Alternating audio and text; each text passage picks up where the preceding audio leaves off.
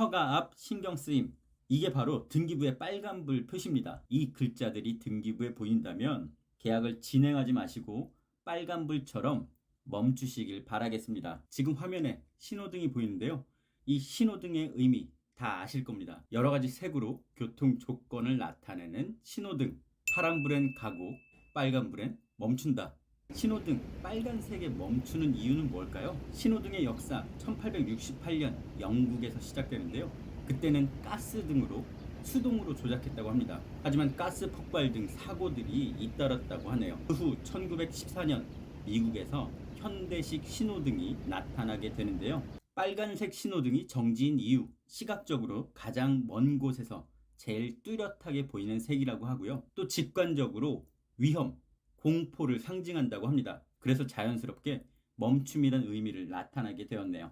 반면 초록색, 눈을 제일 편하게 하는 색깔인데요. 심리적으로 안정을 주는 색깔로 통용되고 있습니다. 그래서 빨간색은 멈춤, 녹색은 진행이죠. 이렇게 직관적인 그리고 이성적인 신호에 사회적인 약속이 더해져 신호등을 보고 멈추고 가고 합니다. 지금 신호등 색깔이 녹색으로 바뀌면 진행을 하고요. 빨간색으로 표시되면 멈춰야 되죠. 위험과 경고 신호, 사회적 약속입니다. 그런데 최근에 이런 생각을 해봤어요. 우리 집 계약할 때 가장 중요한 등기부 등본에도 신호등이 있으면 좋겠다는 생각이죠. 대다수 전세 사기 피해 보증금을 잃게 되는 상황이 바로 등기부를 모르기 때문에 벌어지는 일이었습니다. 등기부가 신호등처럼 한눈에 알 수 있게 직관적으로 표시되면 어떨까요? 안전한 집은 녹색, 위험한 집은 빨간색, 이렇게 말이죠. 이건 등기부에 공신력이 없다는 소리와는 별개고요. 부동산 집 계약할 때 우리가 믿을 건 등기부가 유일한 존재이기 때문입니다. 근데 등기부는 뭘까요? 지식백과에 찾아보니 그 정의가 나와 있습니다. 부동산의 표시와 권리의 보존, 이전 등에 대해 기록하는 것을 말하며 부동산 등기 규칙에 따라 편성한 것이라고 나오네요. 쉽게 말하면 이 건물 또는 땅에 대한 여러 가지 사안들을 누구나 볼 수 있게 기록하고 알려주는 서류라고 생각하면 되겠습니다. 이 등기부는 그 집이 없어질 때까지 영구히 보존돼야 되는 서류입니다. 그런데 이 등기부 왜 계속 강조를 할까요?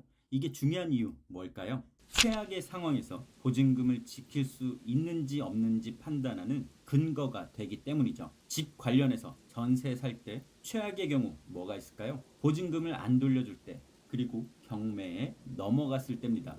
물건에 빨간 딱지 붙이는 것과 같은데요. 집에 빨간 딱지를 붙이고 그걸 팔아서 손해를 보전합니다. 그런데 전세 살던 집이 경매로 넘어가면 두 가지 큰 문제가 발생합니다. 첫 번째, 생각했던 집값보다 훨씬 떨어지는데요. 흔히 똥값이 된다고 하는데요.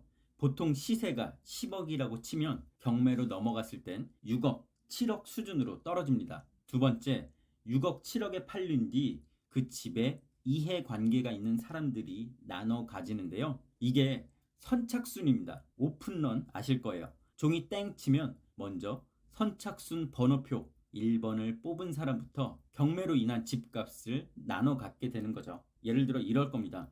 6억에 낙찰됐는데 1번이 5억을 가져간다면 선착순 2번, 3번이 가져갈 돈의 총액은 1억에 불과한 거죠. 2번 손해본 돈이 2억이라면 2번은 1억만 건질 수 있는 겁니다. 3번은 아무런 돈도 받지 못하는 거겠죠. 이런 선착순 표기, 이게 바로 등기부의 중요성인데요. 그럼 내가 1번인지 2번인지 어떻게 알 수 있을까요?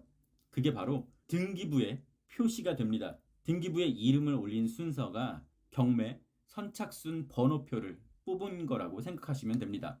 이게 바로 등기부가 정말 중요한 이유입니다. 그런데 등기부 보는 법은 너무나 복잡해요. 해석을 해야 됩니다. 또 제대로 해석하려면 복잡한 법률 용어를 알아야 하고 선착순 순번 정하는 법도 따로 공부해야 됩니다.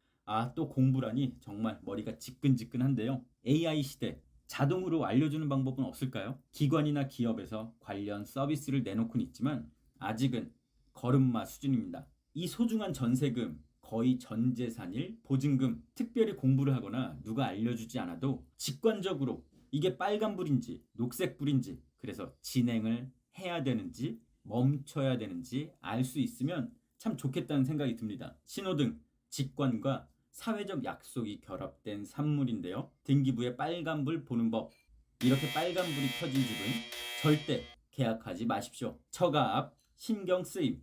다시 한번 해볼게요. 처가 앞 신경 쓰임. 등기부에 나오는 어떤 글자들의 머릿말만 따온 단어들인데요. 처가 앞 신경 쓰임.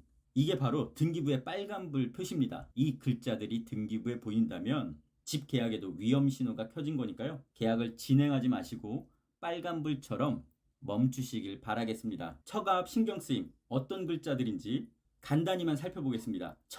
처분, 가등기, 압류, 신탁, 경매, 임차권 등기. 이 각각의 사항들이 나타내는 건 다 다른데요. 흔히 임차권 등기, 보증금을 못 받은 임차인이 등기부에 표기를 하는 겁니다. 다시 말하면 이 집은 집주인이 보증금을 안 준 집이라고 만천하에 공표하는 거죠. 이처럼 처가 앞 신경 쓰임은 각 단어마다 매우 위험한 집임을 나타내는 절대적인 빨간 신호등이라고 생각하시면 되겠습니다. 처분, 가등기, 압류, 신탁, 경매, 임차권 등기, 등기부에 빨간불이 보인다면 즉시 진행을 멈추시길 바랍니다. 오늘의 빨간불 마지막으로 한 번 더 얘기해 보겠습니다. 함께 따라해 보시죠. 처가 앞 신경 쓰임. 처가 앞 신경 쓰임.